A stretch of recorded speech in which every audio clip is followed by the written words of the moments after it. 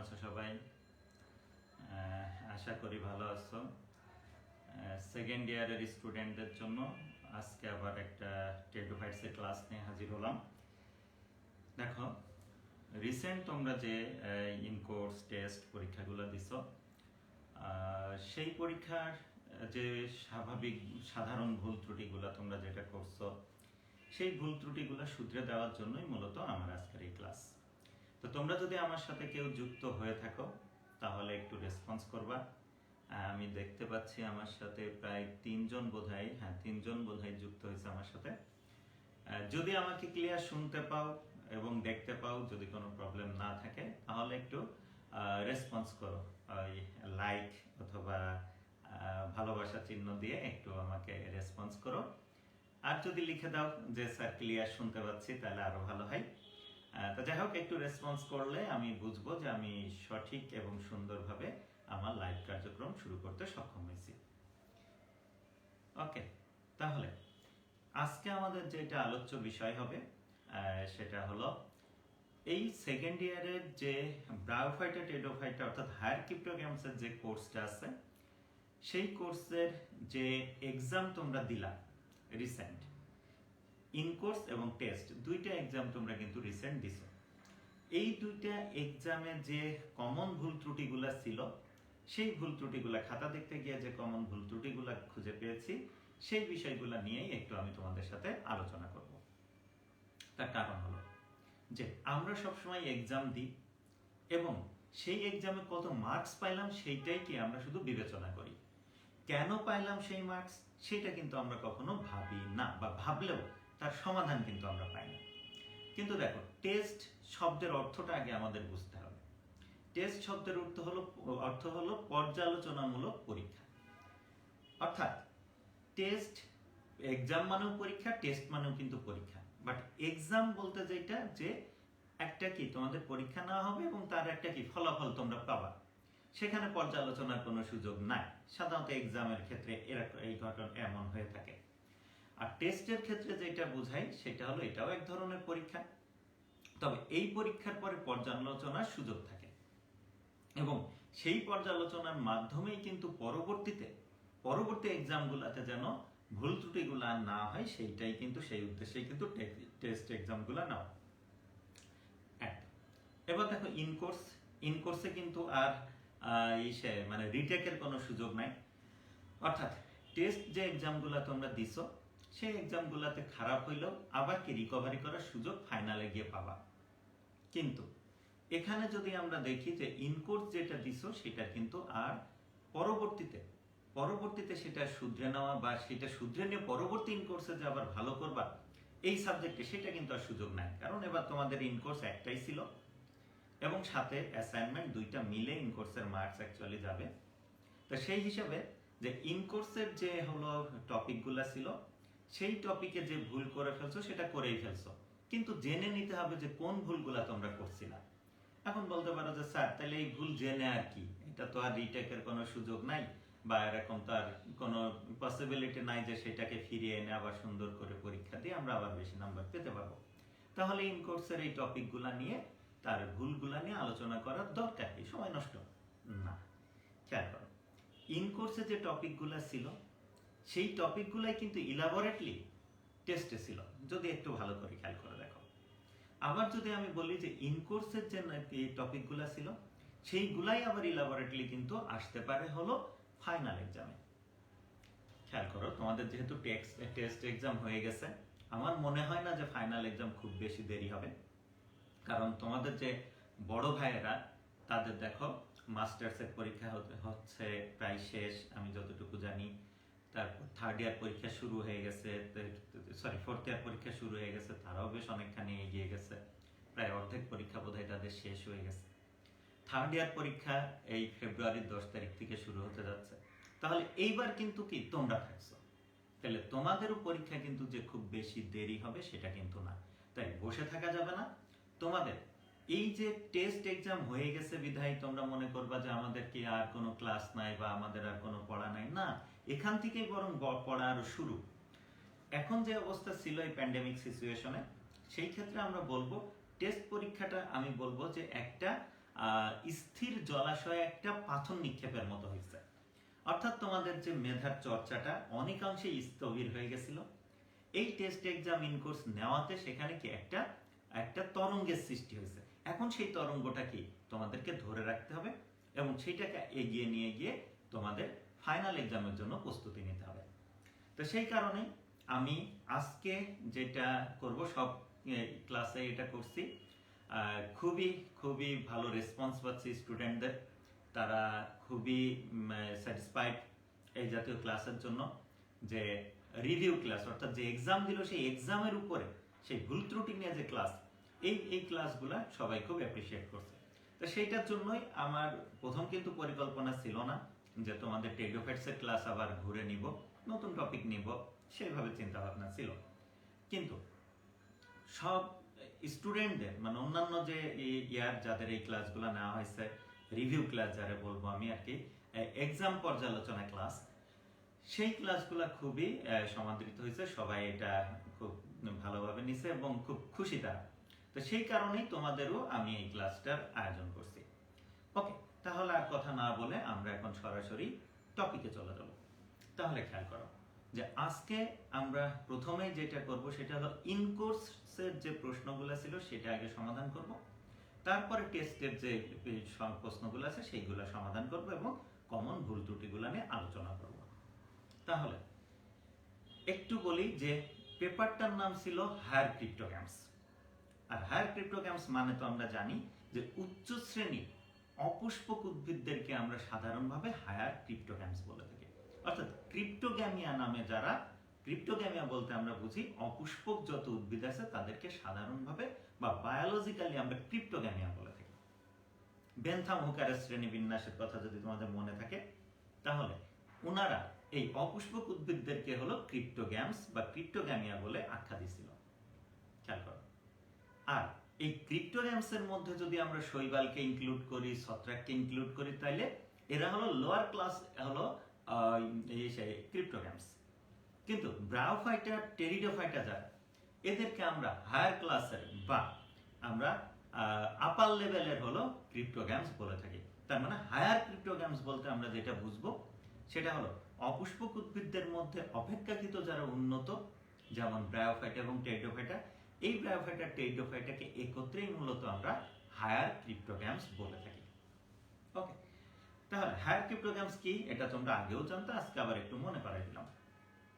তাহলে দেখো, এই হায়ার ক্রিপ্টোগ্রামস যে সাবজেক্টটা, এই সাবজেক্টে তাহলে দুইটা পার্ট, ব্রায়োফাইটস আর টেরিডোফাইটস। এর মধ্যে ব্রায়োফাইটস অংশটার পড়াইছে তোমাদের এবং প্রশ্ন করছেন হলো সাইদুর রহমান, তোমাদের সাইদুর স্যার। আর টেরিডোফাইট যে অংশটা আছে সেটা পড়াইছি আমি এবং তার উপরে প্রশ্ন করা খাতা দেখা সেটা কি আমি করছি। তাই আমি শুধু টেরিডোফাইটস অংশটুকু নিয়েই আলোচনা করব। ব্রায়োফাইটস নিয়ে যদি পর্যালোচনা ক্লাস যদি তোমরা মনে করো দরকার, তাহলে সাইদুর স্যারের সাথে যোগাযোগ করবা, উনি হয়তোবা ব্যবস্থা করবেন। ওকে, তাহলে টেরিডোফাইটস অংশটুকু নিয়ে আমরা আজকে আলোচনা করব। এবার দেখো, তোমাদের যে ইনকোর্স যে প্রশ্নটা ছিল, সেই প্রশ্নে মোট 12টা ইনকোর্স প্রশ্ন ছিল 1 মার্কসের। তার মধ্য থেকে পাঁচটা করে, অর্থাৎ ব্রায়োফাইটসে 5টা, টেরিডোফাইটসে 5টা, এইভাবে মোট 10টা প্রশ্নের উত্তর দেওয়ার কথা বলা ছিল, কারণ ইনকোর্স পরীক্ষাটা 10 মার্কসের হয়েছিল। খেয়াল করো, তো এখানে যদি আমি দেখি তাহলে আমরা যে 12টা প্রশ্ন সিলেক্ট করছিলাম তোমাদের ইনকোর্সের জন্য, তার 7 থেকে 12 নম্বর যে প্রশ্ন ছিল তোমাদের প্রশ্নে, সেই 7 থেকে 12 পর্যন্ত ছিল টেরিডোফাইটসের। তাহলে এই 7 থেকে 12 পর্যন্ত আমরা আলোচনা করব। যদি তোমাদের কারো কাছে প্রশ্ন থাকে, প্রশ্নটা নিয়ে বসবা, তাহলে ভালো হবে। ওকে, তাহলে আমি এখানে এই হায়ার ক্রিপ্টোগ্রামসের ইনকোর্সের 7 নম্বর প্রশ্নটা যদি আমি পড়ি, তাহলে সেটা বলা আছে হলো যে সাইফোনোস্টিলিকি। সাইফোনোস্টিলিকি, খেয়াল করো, সাইফোনোস্টিলিকি বুঝতে গেলে আগে স্টিলি বুঝতে হয়। স্টিলিকি আমরা জানি কেন্দ্রীয় যে নিরেট স্তম্ভটুকু থাকে প্লান্টের, সেটা কাণ্ডের হতে পারে আবার মূলের হতে পারে। মূলের ক্ষেত্রে যদি আমরা দেখি তাহলে এন্ডোডার্মিস থাকে। এন্ডোডার্মিসের নিচে থেকে, এন্ডোডার্মিস কিন্তু স্টিলের অংশ না, এন্ডোডার্মিসের নিচে থেকে অর্থাৎ পেরিসাইকেল থেকে শুরু করে একেবারে কেন্দ্র পর্যন্ত যতটুকু আছে, যা কিছু আছে তার সবটুকুকে একত্রে আমরা বলে থাকি হলো স্টিল। এইটা নতুন আলোচনা না, এইটা অনেক ভালোভাবে আমার যতটুকু মনে হয় যে আমরা একটা ক্লাসে আলোচনা করছিলাম স্টিলে কি এবং স্টিলের যে প্রকারভেদগুলো। তাই আমি এখন আর এত ডিটেলে যাব না, জাস্ট মনে করাই দেব তোমাদের। তাহলে স্টিলে কি মনে পড়লো আমাদের? যে কেন্দ্রীয় যে টিস্যুগুচ্ছ আছে, অর্থাৎ মজ্জা থাকতে পারে, জাইলেম, ফ্লোয়েম মিলে, পেরিসাইকেল মিলে, এক কথায় এন্ডোডার্মিসে আবৃত কেন্দ্রীয় যে স্তম্ভটুকু থাকবে উদ্ভিদের, সেই কেন্দ্রীয় স্তম্ভটুকুকেই মূলত আমরা বলে থাকি স্টিল। ওকে, তাহলে এখন প্রশ্ন, সাইফোনোস্টিল কি? সাইফোনোস্টিলি বলতে সেই ধরনের স্টিলকে আমরা বুঝবো যে স্টিলের একেবারে কেন্দ্রে থাকবে মজ্জা এবং তাকে ঘিরে জাইলেম এবং ফ্লোয়েম অবস্থান করবে, তাহলে তেমন স্টিলকে আমরা বলবো সাইফোনোস্টিল। আমি একটু যদি এখানে দেখানোর চেষ্টা করি, তাহলে এইটা ধরে নাও একটা উদ্ভিদের মূলের প্রস্থচ্ছেদের চিত্র ধরে নাও, যদিও এইটা ভালো মানের হয় নাই, তারপরেও আমি একটু আরেকবার একটু দেখি। দেখো, আমরা যখন সাইড থেকে আঁকি তখন আসলে আমাদের চোখে যেটা গোল দেখায়, তোমাদের সামনাসামনি দেখলে সেটা আসলে ডিম্বাকৃতি দেখায়, এই জন্য প্রবলেমটা। তারপরেও ধরে নাও এইটা হলো সেই একটা উদ্ভিদ মূলের প্রস্থচ্ছেদ। তাহলে আমি যদি গ্রিন কালার অংশটুকু দিয়ে যদি আমি বুঝাই যে গ্রিন যে লেয়ারটা, এই লেয়ারটা হলো এন্ডোডার্মিস, এই লেয়ারটা হলো এন্ডোডার্মিস, ধরে নিলাম যে এই লেয়ারটা হলো এন্ডোডার্মিস, এই যে এন্ডোডার্মিস গ্রিন কালার দিয়ে বুঝাইলাম। তাহলে এন্ডোডার্মিস বাদ দিতে হবে, দেওয়ার পরে ভেতরে যত অংশটুকু আছে সেই পুরো অংশটুকুকে আমরা বলবো হলো স্টিল। তাহলে এই সাইফোনোস্টিলি হইতে গেলে কি হইতে হবে? যে একেবারে কেন্দ্রে থাকবে, এই যে কেন্দ্রে আমি যে ব্লু অংশ দিয়ে দেখাইলাম, এই ব্লু অংশ দিয়ে যার যতটুকু দেখাইলাম এতটুকু হইতে হবে মজ্জা। খেয়াল করো, এবার এই মজ্জাকে ঘিরে যে অংশটুকু থাকবে সেইটুকু হবে জাইলেম এবং ফ্লোয়েম দিয়ে তৈরি, অর্থাৎ এই রেড লেয়ারটুকু মনে করো জাইলেম, আমি যদি দেখাই তাহলে রেড লেয়ারটুকু হলো জাইলেম, আর তাকে ঘিরে যেটা আছে সেটা হলো ফ্লোয়েম, এই যে ব্ল্যাক লেয়ারটুকু হলো ফ্লোয়েম। খেয়াল করো, ব্ল্যাক লেয়ার ফ্লোয়েম। ওকে, খেয়াল করো, তাহলে আমরা এই ধরনের স্টিলের কি বলবো? আমরা সাইফোনোস্টিল, অর্থাৎ কেন্দ্রে মজ্জা থাকবে, তাকে ঘিরে থাকবে জাইলেম এবং ফ্লোয়েমের গুচ্ছ। তবে এই যে আমরা যে সাইফোনোস্টিল দেখলাম, সেই সাইফোনোস্টিল তোমরা এখানে কালো অংশটুকু একেবারে পুরাটা ধরে নাও যে এতটুকু পুরাটা একেবারে সবুজ অংশটুকু বাদ দাও, দিয়ে সবুজের ঠিক নিচ থেকে যত অংশটুকু আছে এই টোটাল অংশটুকু হলো ফ্লোয়েম। তাহলে রেড অংশটুকু জাইলেম, ব্ল্যাক অংশটুকু ফ্লোয়েম, আর ব্লু অংশ যেটা দেখেছি সেটা হলো মজ্জা।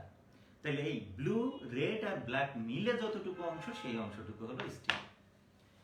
এখন দেখো, এই যে সাইফোনোস্টিলি যারা, এদের ক্ষেত্রে আবার আমরা দেখি যে সাইফোনোস্টিলি আবার প্রধানত দুই প্রকার হয়, একটোফ্লোইক সাইফোনোস্টিলি আর অ্যামফিফ্লোইক সাইফোনোস্টিলি।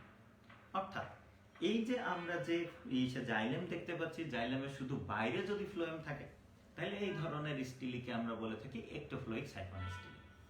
আর যদি জাইলেম থাকলে এবং জাইলেমের বাইরেও ফ্লোয়েম, ভেতরেও যদি ফ্লোয়েম থাকে, অর্থাৎ মজ্জাকে ঘিরে প্রথমে ফ্লোয়েম থাকবে, তারপর জাইলেম, আবার জাইলেমকে ঘিরে থাকবে আবার ফ্লোয়েম, এমন যদি কোনো সাইফোনোস্টিলি হয় তাহলে সেই ধরনের সাইফোনোস্টিলিকে আমরা বলে থাকি হলো অ্যামফিফ্লোইক সাইফোনোস্টিলি।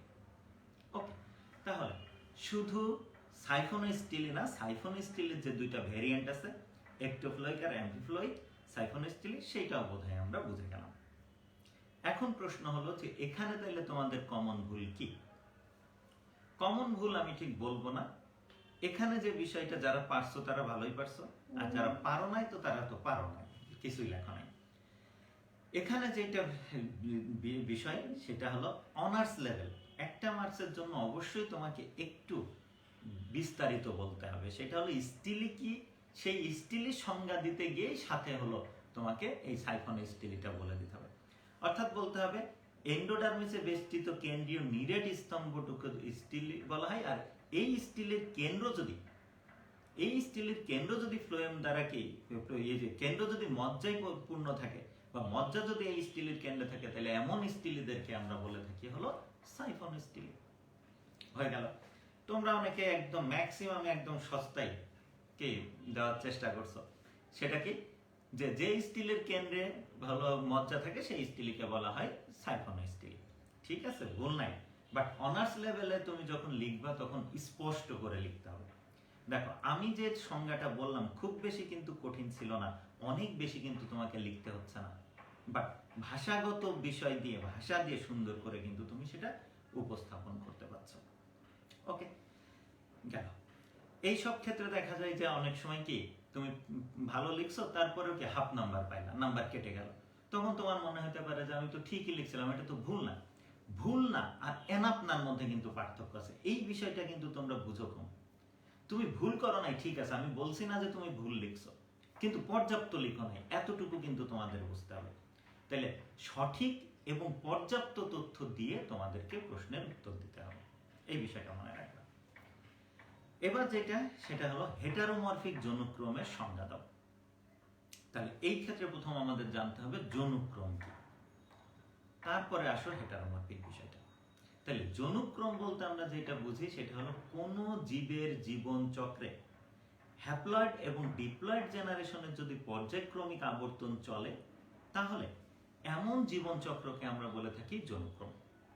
তার মানে যৌনক্রম কিন্তু জীবন চক্র, খেয়াল করো। অর্থাৎ সকল যৌনক্রম জীবন চক্র, কিন্তু সকল জীবন চক্র যৌনক্রম না। যেমন একটা উদাহরণ দিতে পারি, টেরিসের রাইজোম অর্থাৎ ভূনিম্নস্থ রূপান্তরিত কাণ্ড কি করলা, বিচ্ছিন্ন করে সেখান থেকে নতুন বংশধর তৈরি করলা। তাহলে অবশ্যই এটা একটা জীবন চক্র, কিন্তু এটা কি অঙ্গজ পদ্ধতিতে টেরিসের জীবন চক্র চলবে। এইভাবেই কিন্তু পর্যায়ক্রমে এদের জীবনকাল চলতেই থাকবে, নতুন বংশধর হইতেই থাকবে, সমস্যা নেই। কিন্তু এখানে কি হচ্ছে যে টেরিসের রাইজোম সহ গোটা যে দেহটা সেটা ছিল ডিপ্লয়েড, তার থেকে যে খণ্ডাংশ তুমি করলা সেটাও ডিপ্লয়েড, সেখান থেকে আবার যে নতুন বংশধর তৈরি হলো সেটাও ডিপ্লয়েড। তার মানে এই যে টেরিসের অঙ্গজ জননের মাধ্যমে যে জীবন চক্র চলে, সেই জীবন চক্রটা কিন্তু জীবন চক্র, কিন্তু সেটাকে তুমি যৌনক্রম বলতে পারবা না। তাহলে যৌনক্রম বলতে গেলে কি বলতে হবে, অবশ্যই সেখানে হ্যাপ্লয়েড এবং ডিপ্লয়েড দশার পর্যায়ক্রমিক আবর্তন হইতে হবে, তাহলেই তেমন জীবন চক্রকে আমরা বলবো যৌনক্রম। এবার আসে হেটারোমরফিক যৌনক্রম। এবার এই যে জীবের যৌনক্রমে হ্যাপ্লয়েড এবং ডিপ্লয়েড দুইটা কি দশা আছে, তাদের হ্যাপ্লয়েড আর ডিপ্লয়েড দুইটা দশার যে চেহারা, সেই চেহারা যদি হুবহু একই রকম হয়, তাহলে আমরা তাদেরকে হেটারোমরফিক যৌনক্রম বলতে পারি না। কিন্তু একটা মনে করো হ্যাপ্লয়েড দশা দেখতে যেমন, ডিপ্লয়েড দশা দেখতে তার থেকে টোটালি ভিন্ন টাইপের আকার আকৃতিতে, তাহলে এই ধরনের জীবন চক্রকে আমরা যৌনক্রম তো বলবোই, এবং সাথে হেটারোমরফিক যৌনক্রম বলবো। তাহলে হেটারোমরফিক যৌনক্রম বলতে কি বুঝলাম, যে সকল জীবের জীবন চক্রে হ্যাপ্লয়েড এবং ডিপ্লয়েড দশার যে আবর্তন, সেই হ্যাপ্লয়েড আর ডিপ্লয়েড দশার মধ্যে আকার আকৃতিগত ভিন্নতা যদি থাকে, তাহলে এমন যৌনক্রমকে আমরা বলে থাকি হলো হেটারোমরফিক যৌনক্রম। মরফিক শব্দের অর্থ আসলে মরফোলজি থেকে মরফিক কথাটা এসছে, অর্থাৎ বাহ্যিক গঠন। আর হেটারো মানে কি ভিন্ন, তার মানে ভিন্ন বাহ্যিক গঠনধারী দুইটা হলো যৌন অর্থাৎ জেনারেশনের যদি আবর্তন হয়, তাহলে এমন যৌনক্রমকে বা এমন জেনারেশনের আবর্তনকে আমরা বলে থাকি হেটারোমরফিক যৌনক্রম। ওকে, কোথায় পাওয়া যায়? টেরিসের লাইফ সাইকেলে দেখবা কিভাবে। টেরিসের যে স্পোরোফাইটটা আমরা দেখি, তার দেখবা মূল আছে, কাণ্ড আছে, পাতা আছে। কিন্তু গ্যামিটোফাইট যেটাকে আমরা সাধারণভাবে প্রোথেলাস হিসাবে চিনি, তার আবার দেখো মূল নাই, মূলের পরিবর্তে রাইজয়েড আছে, কাণ্ড নাই, পাতা নাই, অর্থাৎ থ্যালয়েড। এই টেরিসের যে গ্যামিটোফাইট সেটা, এবং কি ক্ষুদ্র, খালি চোখে ঠিক মতো দেখাই যায় না। কিন্তু টেরিসের স্পোরোফাইট বিশাল বড়। তাহলে সেই ক্ষেত্রে আমরা বলবো টেরিসের যে স্পোরোফাইট সেটা হলো ডিপ্লয়েড, আর টেরিসের গ্যামিটোফাইট যেটা সেটা হলো হ্যাপ্লয়েড। তাহলে স্পোরোফাইট থেকে গ্যামিটোফাইট হচ্ছে, গ্যামিটোফাইট থেকে আবার হলো স্পোরোফাইট হচ্ছে। অর্থাৎ টেরিসের এই যৌন জনন পদ্ধতির যে জীবনচক্র সেটা অবশ্যই কি যৌনক্রম এবং হেটারোমরফিক যৌনক্রম। কারণ এখানে হ্যাপ্লয়েড আর ডিপ্লয়েড জেনারেশন দুইটা আকার আকৃতিতে টোটালি ভিন্ন।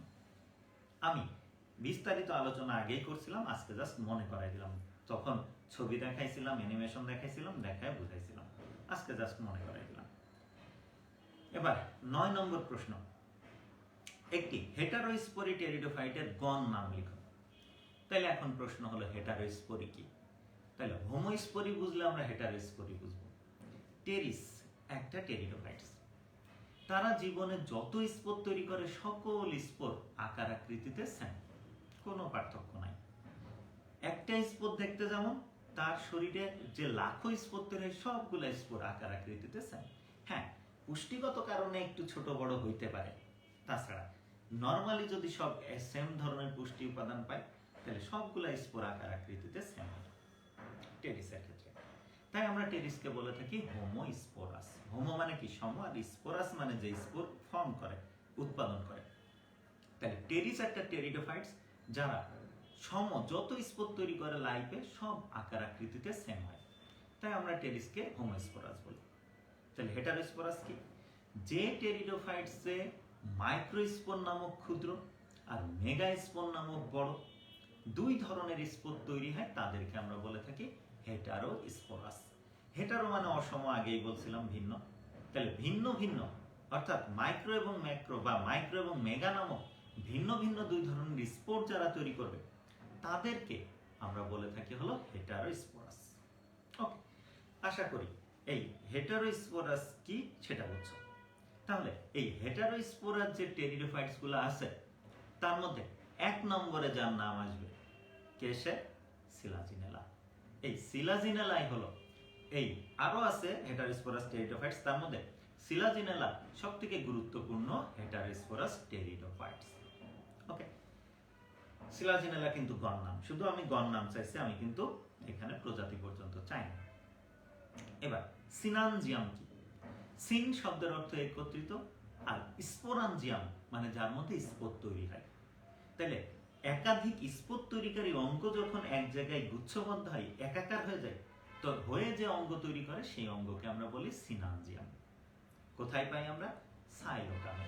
মনে থাকার কথা তোমাদের, আমি সাইলোটাম যখন পড়াইছিলাম তখন দেখাইছিলাম যে এমন এই যে সাইলোটামের কাণ্ডে তিনটা সাধারণত দেখা যায়, তিনটা স্পোরানজিয়াম, 1 2 এই দিকে একটা তিনটা, অর্থাৎ এ বি এই যে সি, এই তিনটা স্পোরানজিয়াম এক জায়গায় গুচ্ছবদ্ধ হয়ে যে টোটাল গঠনটা তৈরি করে সেই টোটাল গঠনটাকে আমরা বলে থাকি হলো সিনানজিয়াম।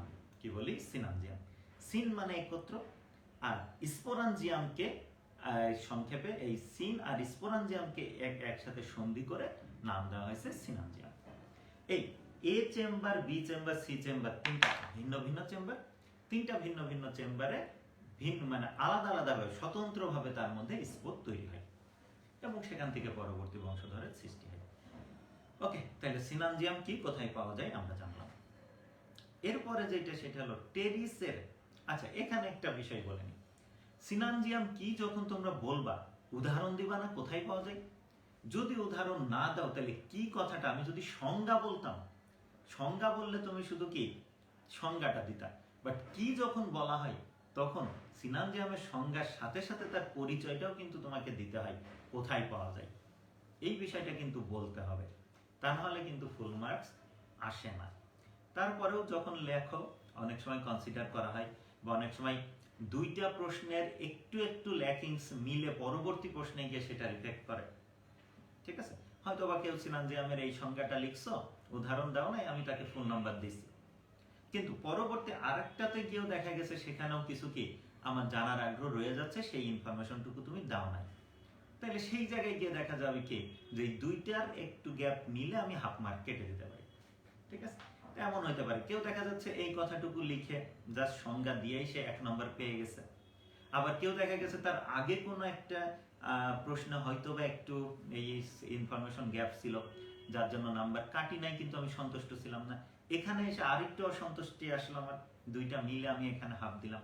তার মানে একই কথা দুইজন লিখলেও কিন্তু কি হতে পারে, ওই যে পূর্বের আমল নামা মানে পূর্বের কৃতকর্মের জন্য কিন্তু কখনো কখনো একই লেখা দুইজন লিখেও কিন্তু নাম্বার কম হয়ে যেতে পারে, কম বেশি হতে পারে। এই বিষয়গুলো একটু মনে রাখবে। অর্থাৎ তুমি যা কর্ম করবা তার ফল কোনো না কোনো জায়গায় যে পাবে, অর্থাৎ কোনো জায়গায় যদি তুমি একটু ইনফরমেশন গ্যাপ রাখো, হয়তোবা সেখানে ফুল মার্কস দিয়ে দিছে, কিন্তু পরবর্তীতে টিচার কোনো না কোনো একটা নাম্বার গিয়ে কিছুটা অসন্তুষ্টির কারণে আগের অসন্তুষ্টি আর এই অসন্তুষ্টি মিলাই তোমাকে পানিশমেন্ট কিন্তু দিবে। এই জন্য মানে মনে করার কোনো কারণ নাই যে এটাতে তো আমি যা পাইছে একের মধ্যে কাটবে কত, ঠিক আছে, এইগুলা মনে করার কোনো কারণ নেই। ওকে, সিনানজিয়াম গেল। এবার যেটা আছে সেটা হলো টেরিসের প্রোথেলাসকে সহবাসী গ্যামিটোফাইট বলার কারণ কি। আমরা সবাই কম বেশি টেরিসের প্রোথেলাস চিনি, খেয়াল করো। টেরিসের প্রোথেলাস বলতে যে আমরা সাধারণভাবে যেটাকে ফান্ড প্রোথেলাস বলি, এই হলো সেই টেরিসের প্রোথেলাস। এদের থেকে আমরা দেখি তাহলে নিচের দিকে আমি যেটা রেড কালারে দেখাচ্ছি সেইগুলা হলো অ্যানথেরিডিয়াম, আর গ্রিন কালারে যেগুলা দেখাবো সেইগুলা হলো আর্কিগোনিয়াম। এই যে আর্কিগোনিয়াম, ওকে। আর ব্লু কালার দিয়ে আমি যেটা দেখাচ্ছি সেইগুলা হলো রাইজয়েড, এই যে রাইজয়েড। এখন দেখো এই যে ফার্নের যে প্রোথেলাস, এই প্রোথেলাসে অ্যানথেরিডিয়াম আছে আবার আর্কিগোনিয়াম আছে। অ্যানথেরিডিয়ামের মধ্যে উৎপন্ন হয় হলো শুক্রাণু, আর আর্কিগোনিয়ামের মধ্যে উৎপন্ন হয় ডিম্বাণু। তোমরা জানো, নতুন কথা না। তাহলে ফার্ন প্রোথেলাসে যদি আমরা দেখি তাহলে একই সাথে শুক্রাণুও তৈরি হচ্ছে আবার ডিম্বাণুও তৈরি হচ্ছে। শুক্রাণু হলো এক ধরনের গ্যামিট, ডিম্বাণু হলো আরেক ধরনের গ্যামিট। শুক্রাণু হলো মেল গ্যামিট আর ডিম্বাণু হলো ফিমেল গ্যামিট। তাহলে প্রোথেলাসে শুক্রাণু আর ডিম্বাণু দুই ধরনের গ্যামিটই যেহেতু উৎপন্ন হচ্ছে, তাই আমরা প্রোথেলাসকে বলে থাকি সহবাসী গ্যামিটোফাইট। শুধু শুক্রাণু যদি তৈরি হইতো তাহলে সেটারে আমরা বলতাম পুং গ্যামিটোফাইট, যদি শুধু ডিম্বাণু তৈরি হতো তাহলে সেটারে আমরা বলতাম স্ত্রী গ্যামিটোফাইট। কিন্তু এখানে দেখো যে এই ফার্নের ক্ষেত্রে তার প্রোথেলাসে শুক্রাণু ডিম্বাণু দুইটাই, অর্থাৎ মেল গ্যামিট ফিমেল গ্যামিট দুইটাই তৈরি হচ্ছে। সেই কারণে আমরা ফার্নের প্রোথেলাসকে কি বলে থাকি, সহবাসী গ্যামিটোফাইট বলে থাকি। ওকে, আশা করি বুঝছো। এটা যারা পারছো ক্লিয়ার, সুন্দরভাবে তোমরা লিখছো। কোন গণের টেরিডোফাইটস হর্সটেল নামে পরিচিত? হর্সটেল, দেখো একটা বিশেষ গণের টেরিডোফাইটস গুলাকে আমরা সাধারণভাবে হর্সটেল বলে থাকি, সেটা হলো ইকুইজিটাম। তোমরা ইকুইজিটাম সম্পর্কে জানো, পর্ব পর্ব মধ্যযুক্ত বিশেষ ধরনের টেরিডোফাইটস। এই টেরিডোফাইটস এর যে উর্বর শাখা, সেই উর্বর শাখাগুলোর মাথায় গুচ্ছবদ্ধভাবে এদের স্পোরাঞ্জিওফোর উৎপন্ন হয়। স্পোরাঞ্জিওফোর গুলা গুচ্ছভাবে উৎপন্ন হয়, একটা কোণাকৃতির গঠন তৈরি করে, যেটাকে আমরা বলি স্ট্রোবিলাস। তাহলে আমি যদি এখানে আঁকি তাহলে দেখো এই যে এখানে যদি আমি দেখাই তাহলে এই হলো মনে করো এই ইকুইজিটামের এটা হলো একটা উর্বর শাখা। তাহলে এই যে এখানে কি পর্ব, এখানে আরেকটা পর্ব, এখানে আরেকটা পর্ব, এমন পর্ব আছে। এদের গঠন বিস্তারিত তোমাদের পড়াইছিলাম, মনে আছে। এদের এই যে উর্বর শাখার শীর্ষে অনেকটা এমন দেখতে, এই টাইপের দেখতে, অর্থাৎ ঘোড়ার লেজের যে গুচ্ছ, সেই গুচ্ছের মতো দেখতে অবয়বের বিশেষ একটা গঠন তৈরি হয়, যে গঠনকে আমরা বলে থাকি হলো স্টোব্লাস। ওকে, এই যে স্টোব্লাসের সৃষ্টি হয় আমরা যদি দেখি, আমি এক পাশে লম্বচ্ছেদ আর এক পাশে হলো উপরে যেমন থাকে তেমন দেখানোর চেষ্টা করছি। তাহলে টোটালটা দেখো দেখতে অনেকটা কি ঘোড়ার লেজের মতো মনে হয় অনেকটা। তারপরেও আমার কাছে আসলে ওইভাবে ঘোড়ার লেজের সাথে তেমন মিল আছে বলে আমি ব্যক্তিগতভাবে অতটা মনে করি না, কিন্তু তারপরেও এইটা বহুদিন ধরে এই ইকুইজিটাম গণের যে প্রজাতিগুলো আছে তাদেরকে একত্রে হর্সটেল বলা হয়ে থাকে। ওকে, তাহলে হর্সটেল হলো ইকুইজিটাম গণের সাধারণ নাম। আশা করি তোমরা পারবা, এগুলা পারছো। এখানে অবশ্য আর তেমন কিছু না, জাস্ট ইকুইজিটাম শব্দটা লিখলেই তুমি পুরো 1 মার্কস পেয়ে যাও। তবে যারা একটু হর্সটেল কি সেটা একটু বলো, যে ইকুইজিটাম গণের সাধারণ নাম, এইভাবে যদি লেখো তাহলে কি সেটা পুরো 1 মার্কস আসে। ওকে, তাহলে মোটামুটি বোধহয় এখানে যে প্রশ্নগুলো ছিল ইন কোর্সে সেইগুলা তো আমরা আলোচনা করছি, সাথে তার সাথে রিলেটেড যে টপিকগুলো আছে সেইগুলো অনেকটা আমরা আলোচনা করে ফেলছি। যে কারণে আমরা এখন যখন টেস্টের প্রশ্ন দেখব তখন দেখবা যে টেস্টের বেশ কিছু কাহিনী কিন্তু আলোচনা হয়ে গেছে টেস্ট প্রশ্নেরও। তাহলে আমরা আর কথা না বাড়াই, আমরা এইগুলো মুছে দিই, দিয়ে এখন টেস্টের যে প্রশ্ন আছে সেই প্রশ্ন আমি শো করব। টেস্টের প্রশ্ন শো করে তারপরে সেইটা নিয়ে আমরা একটু আলোচনা করব।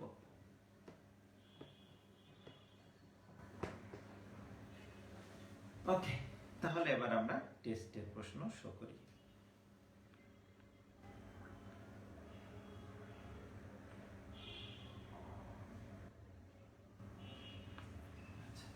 একটু সময় নিচ্ছে। ওকে, টেস্টের প্রশ্ন আমাদের সামনে চলে এসেছে, আমরা একটু প্রশ্নটাকে জুম করে নিই। ওকে, তাই টেস্টেও দেখো ব্রায়োফাইটার গ্রুপ এ আর টেরিডোফাইটসের গ্রুপ বি। তাহলে আমরা এই গ্রুপের প্রশ্ন নিয়ে আলোচনা করব না, আমরা বি গ্রুপের প্রশ্ন নিয়ে আলোচনা করব মূলত। তাহলে এখানেও দেখো আমরা যদি বি গ্রুপের প্রশ্ন দেখি তাহলে প্রথম যে প্রশ্নটা 4, 5, 6, 7 এই 4টা প্রশ্ন হলো টেরিডোফাইটসের। এছাড়াও টিকাতে অর্থাৎ 8 নম্বর প্রশ্নেও টেরিডোফাইটসের একটু অংশ আছে। তা যাই হোক, আমরা আগে এখন যদি আমরা এই 4-এর ক যদি দেখি তাহলে দেখো স্টিলি কি, টেরিডোফাইটে প্রাপ্ত স্টিলি সময়ের সচিত্র বর্ণনা দাও। তার মানে দেখো প্রথম যে আমি স্টিলি কি এটা হলো ইন কোর্সে দিছিলাম, সেইটাকেই আবার ইলাবোরেটলি কিন্তু আবার আমি তোমাদের টেস্টেও দিছি। খেয়াল করো, ওখানে শুধু দিছিলাম সাইফোনো স্টিলি কি, বাট ওই সময় কিন্তু আমি স্টিলি কি সেটা আলোচনা করে ফেলছি। এবং স্টিলের যে প্রকারভেদগুলো আছে তার মধ্যে সাইফোনো স্টিলের যে হলো দুইটা ভ্যারিয়েন্ট, একটোফ্লোইক সাইফোনো স্টিলি, অ্যাম্ফিফ্লোইক সাইফোনো স্টিলি নিয়ে আলোচনা করছি। এছাড়াও কিন্তু আরো অনেক স্টিলি আছে, তোমরা জানো অ্যাক্টিনো স্টিলি, তারপরে প্লেকটো স্টিলি, তারপরে ডিকটিও স্টিলি, তারপরে মেরিস্টিলি, বিভিন্ন ধরনের স্টিলি আছে। এইগুলা নিয়ে বিস্তারিত আলোচনা আমি তোমাদের থিওরি ক্লাসের সময় করছিলাম। শুধু স্টিলি পড়াইতেই আমার একটা ক্লাস গেছিল। তো সেই হিসাবে এখানে তো আর পুরো স্টিলি নিয়ে আলোচনা করা সম্ভব না, এই সংক্ষিপ্ত পরিসরে আলোচনা তো আগেই করা আছে। এখন তোমাদের যেটা বলবো যে এখানকার যে কমন যে ভুলগুলো আমি দেখলাম খাতা দেখতে গিয়ে যারা এই প্রশ্নটার উত্তর দিছো, সেটা হলো চিত্র। খেয়াল করো, যখনই কোনো কিছু, এখানে তো সচিত্র কথাটা আমি বলেই দিছি, যদি সচিত্র কথাটা না বলা হতো তারপরেও কিন্তু তোমাদের চিত্র দিতে হতো। কারণ যদি কোনো কিছুর গঠন বর্ণনা করতে বলা হয় বা কোনো প্রক্রিয়াকে যদি বর্ণনা করতে বলা হয় তাহলে সেখানে চিত্র দেওয়া বাধ্যতামূলক। কারণ চিত্র দিয়েই তুমি যত সুন্দরভাবে টপিকটাকে উপস্থাপন করতে পারবা, তুমি চিত্র না দিলে সেটা কিন্তু তত সুন্দরভাবে উপস্থাপন করতে পারবা না। তাই চিত্র দেওয়াটা কিন্তু ইমার্জেন্সি, অত্যন্ত জরুরি। তাই এখানে যেটা আছে দেখা যাচ্ছে সচিত্র কথাটা বলছি বিধায় সবাই চিত্র দেওয়ার চেষ্টা করছো, বাট চিত্রগুলা ম্যাক্সিমামের ক্ষেত্রেই গ্রহণযোগ্য না। আর একটা বিষয় দেখো, চিত্রে যদি তোমার ভুল থাকে তাহলে বর্ণনাতে তুমি যত সঠিক লিখো না কেন তুমি কিন্তু ফুল মার্কস পাবা না। কারণ চিত্রে ভুল আছে আর বর্ণনাতে তুমি সঠিক লিখছো, তাহলে আমি বুঝবো যে তুমি বুঝো না, তুমি মুখস্থ করে লিখছো। খেয়াল করো, তো সেই কারণে চিত্রগুলো আগে ঝকঝকে সুন্দর করে দিবা, তারপরে চিত্রে যা থাকে সেটাই তো তোমাকে বর্ণনা করতে হয়।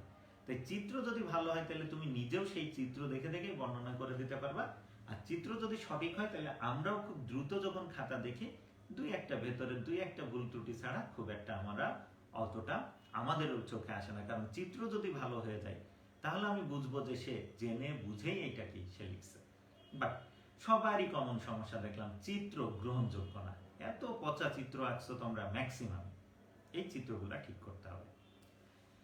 এবার ব্রায়োফাইটা ও টেরিডোফাইটার মধ্যে পার্থক্য নিরূপণ করো। এখানে দেখো নাম্বার আছে 4। ও আরেকটা বলি, স্টিলের ক্ষেত্রে যেটা সেটা হলো যখনই স্টিলের বর্ণনা দিতে বলা হবে, বিবর্তনের কথা উল্লেখ না থাকলেও তোমরা অবশ্যই যখন বর্ণনা দিবা তখন তো একটা অর্ডারে বর্ণনা দিতে হবে, তাই না? তাহলে উৎপত্তি আর বিবর্তনের ধারা অনুযায়ী বর্ণনাটা দিবা। যতই সেখানে মানে উৎপত্তি এবং বিবর্তনের ধারা না চায়, তাহলে যে স্টিলিগুলো আদি টাইপের তাদের নাম আগে, ধীরে ধীরে সেইটা রূপান্তরিত যে উন্নত টাইপের স্টিলিগুলো আসছে তাদের নাম পরে। এইভাবে ধীরে ধীরে বর্ণনাটা দিবা, বিক্ষিপ্তভাবে বর্ণনাটা দিবা না। কারণ আদি থেকে উন্নত ধারায় সাজিয়ে বর্ণনাটা দেওয়াটাই কিন্তু হলো নিয়ম। ওকে, তার মানে বিক্ষিপ্তভাবে যদি কেউ বর্ণনা দাও তাহলে ওখানে কিছু নাম্বার কমে যাবে, চিত্র ভালো না হলে নাম্বার কমে যাবে, তারপরে বর্ণনাতে ভুল থাকলে সেখানেও নাম্বার কমবে। ওকে, এবার আসো যেটা খ নম্বর, ব্রায়োফাইটা ও টেরিডোফাইটার মধ্যে পার্থক্য নিরূপণ করা, 4 মার্কস। স্বভাবতই প্রশ্ন জাগবে, স্যার কতগুলা পার্থক্য দিব? খেয়াল করো, পার্থক্যের আসলে কোনো নির্দিষ্টতা নাই। 4 মার্কস বলে যে 4টা পার্থক্য দিবা তা না, 4 মার্কস বলে 2টা পার্থক্য দিবা তা না। এখানে যে কয়টা পার্থক্য দিয়ে বা যে কয়টা পয়েন্টে তুমি এই দুইটার মধ্যে পার্থক্য করবা, সেই পয়েন্টগুলা যদি অ্যাপ্রোপ্রিয়েট হয়, মানে প্রধান প্রধান হয়, তাহলে সেই প্রধান প্রধান পার্থক্যগুলা করার জন্য যতগুলা পয়েন্ট দরকার ততগুলা পয়েন্ট তুমি দিবা। যেমন দৈহিক আকৃতি একটা পয়েন্ট হইতে পারে, যে ব্রায়োফাইটাররা সাধারণত ছোট, টেরিডোফাইটাসরা সাধারণত বড় হয়, খেয়াল করো। আবার পরিবহন টিস্যু একটা পয়েন্ট হইতে পারে, ব্রায়োফাইটায় পরিবহন টিস্যু নাই, টেরিডোফাইটায় পরিবহন টিস্যু আছে। তো এইভাবে এক গুচ্ছ পার্থক্য হইতে হবে, যে এক গুচ্ছ পার্থক্য দিয়ে তুমি ব্রায়োফাইটার টেরিডোফাইটার মধ্যে একেবারে পারফেক্ট ভাবে দুইটাকে তুমি পৃথক করে দেখাইতে পারো। তার জন্য যদি 5টা পার্থক্য লাগে তাহলে 5টা, 6টা লাগলে 6টা, 7টা লাগলে 7টা, 8টা লাগলে 8টা। কিন্তু অ্যাপ্রোপ্রিয়েট মানে একদম প্রকৃত যে পার্থক্য হয়ে আসবে, একটা আর একটার সাথে মিশে যাবে না, এই পার্থক্য এইভাবে যদি সুন্দরভাবে দুইটার মধ্যে তুমি পার্থক্য চোখে আঙ্গুল দিয়ে দেখাই দিতে পারো, প্রধান প্রধান পার্থক্যগুলো, তাতেই হবে। কিন্তু তোমরা অনেকেই করো কি, যে 4টা দিচ্ছে, 4 মার্কস আছে, তাইলে কি করি 4টা দিব।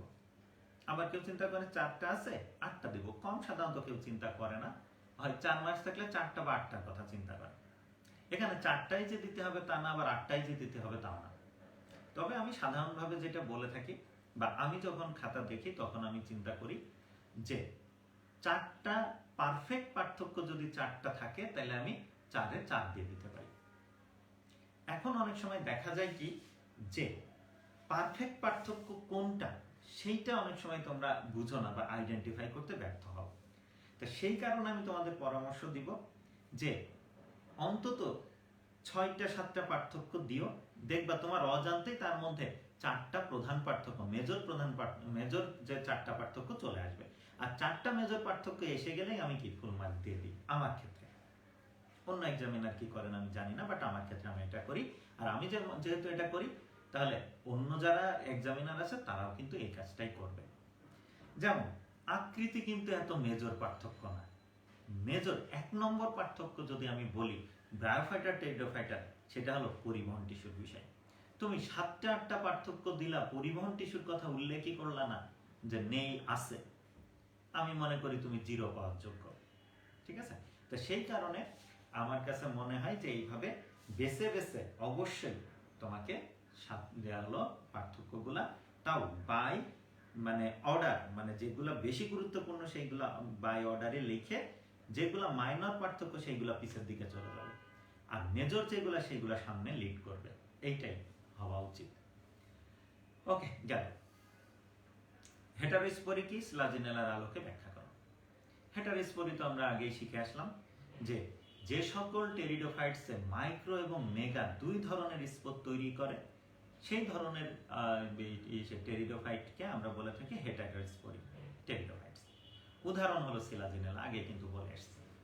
তাহলে এই সিলাজিনেলার লাইফ সাইকেলটা তুমি বর্ণনা করো, যে তার মাইক্রো স্পোরগুলো অঙ্কুরিত হয়ে যে প্রোথেলাস তৈরি করে, সেখানে পুংগ্যামিটোফাইট উৎপন্ন হয়, মানে পুংগ্যামিট উৎপন্ন হয়।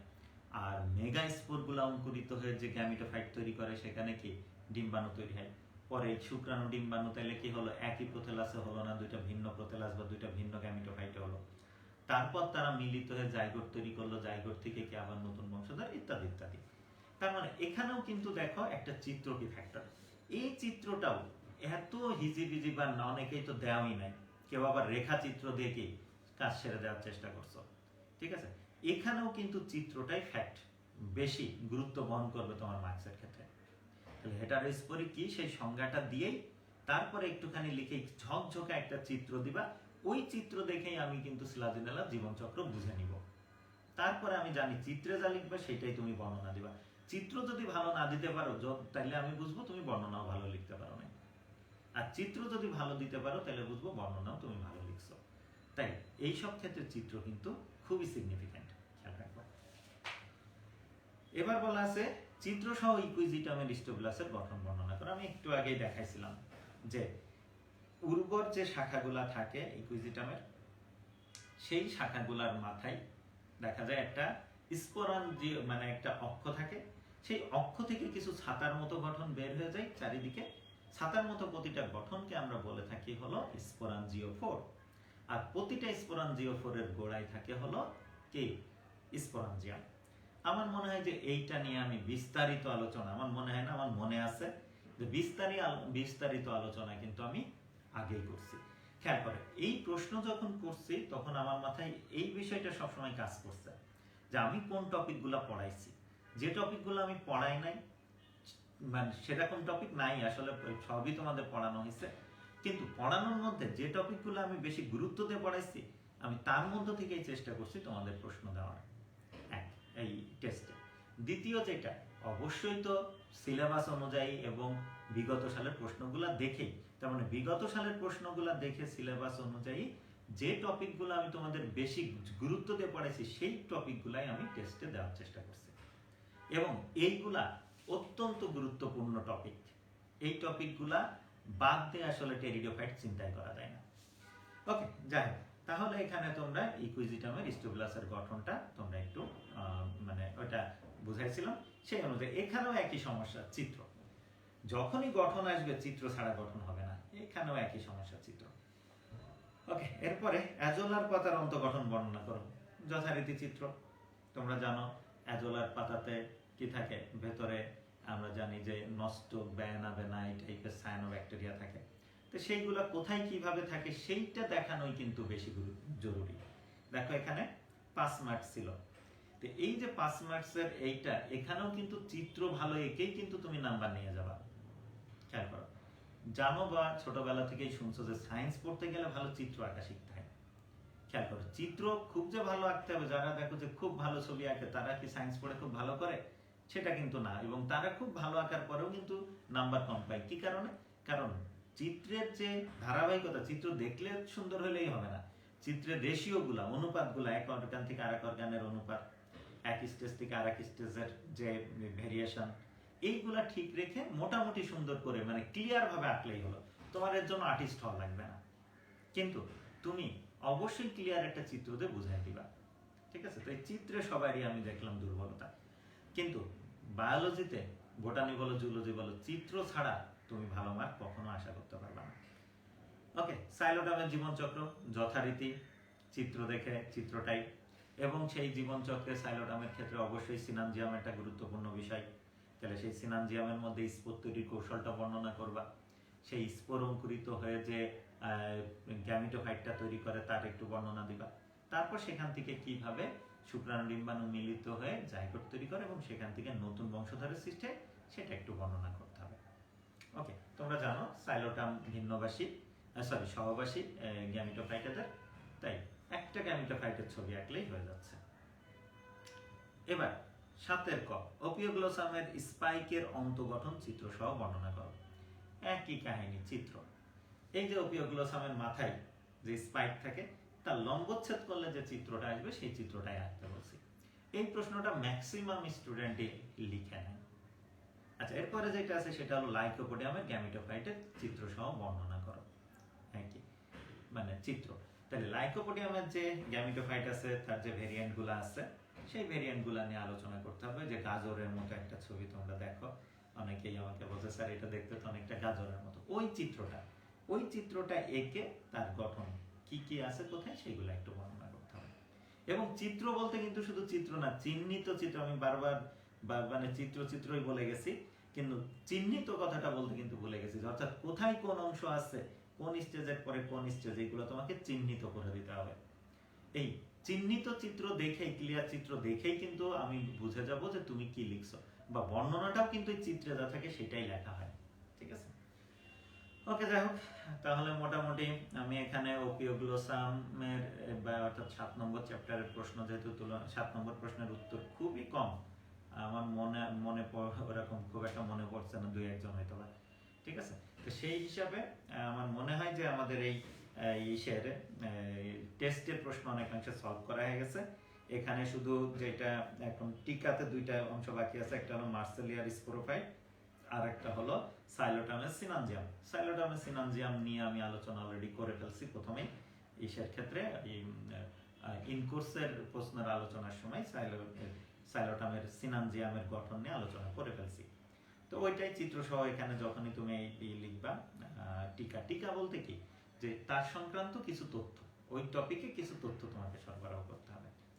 ওকে, মার্সেলিয়া এর স্পোরোফাইট। তাহলে মার্সেলিয়ার ওই যে 4 পাতা না 3 পাতা, সেই 4 পাতা, 4 পাতার যে 3 পাতা হলে কি নুনিয়া শাক, না সরি নুনিয়া শাকই তো মার্সেলিয়ার সাধারণ নাম। 4 পাতা হলে এটা হয়ে যায় আমরুল, সরি 3 পাতা হলে হয়ে যায় আমরুল, আর 4 পাতা হলে হয় সেটা হলো মার্সেলিয়া। মনে আছে তোমাদের? তাহলে এই মার্সেলিয়ার স্পোরোফাইটের জাস্ট বর্ণনা খুবই ইজি ছিল। এই যে একটা বৃন্ত, নিচে রাইজোম, আর এই যে উপরে কি পাতা, হেলিকপ্টারের পাখার মতো নাকি ফুলের মতো দেখেন একটা, এই যে মার্সেলিয়া। তো এই মার্সেলিয়ার রাইজোম, মার্সেলিয়ার মূল, কাণ্ড, পাতা, এইগুলা নিয়ে সাধারণ একটু বর্ণনা, বাহ্যিক গঠন দিলেই হবে। অন্তঃগঠনের তথ্য যদি 2-1টা তুমি দাও, ভালো, খারাপ না। ওকে, তাহলে আজকে এই পর্যন্তই। সেকেন্ড ইয়ার তোমাদের কোর্স আসলে আমার কাছে যতটুকু মনে পড়ে, তোমাদের কোর্সের তেমন কোনো টপিকই বাকি নাই। যদি কিছু টপিক বাকি থাকে সেটা প্র্যাকটিক্যাল রিলেটেড, যখন আমি প্র্যাকটিক্যাল করাবো তখন সেটা আমি এই করে দেব। তাই সেকেন্ড ইয়ারের ক্লাস আমার হিসাবে আজকেই শেষ। তোমাদের টেস্ট হয়ে গেছে, তোমাদের এই সেই টেস্টের প্রশ্নও আমি কি সলভ করে দিলাম, কোথায় ভুল ত্রুটি করছো সেটা দিয়ে আমার কাছে, আমার হিসাবে যে এই সেকেন্ড ইয়ারের আমার যে কোর্স টেরিডোফাইটস অংশটা, সেইটা থিওরি ক্লাস শেষ। ঠিক আছে, ওকে, তাহলে ভালো থাকবা সবাই। খুব শীঘ্রই হয়তো বা আমরা আবার সরাসরি তো দেখা হলোই তোমাদের সাথে পরীক্ষার সময়, এবং ক্লাসরুমেও আবার আমরা খুব শীঘ্রই ফিরে আসবো। শুধু পরীক্ষার রুম না, ক্লাসরুমেও খুব শীঘ্রই আমরা ফিরে আসবো ইনশাল্লাহ। দোয়া করো আল্লাহর কাছে যেন এটা আরো ত্বরান্বিত এবং রিস্ক ফ্রি হয়, ওকে, ঝুঁকি মুক্ত হয়, সেইটাই আল্লাহর কাছে দোয়া করো। ধন্যবাদ সবাইকে, ভালো থাকো সবাই, দোয়া করো সবার জন্য।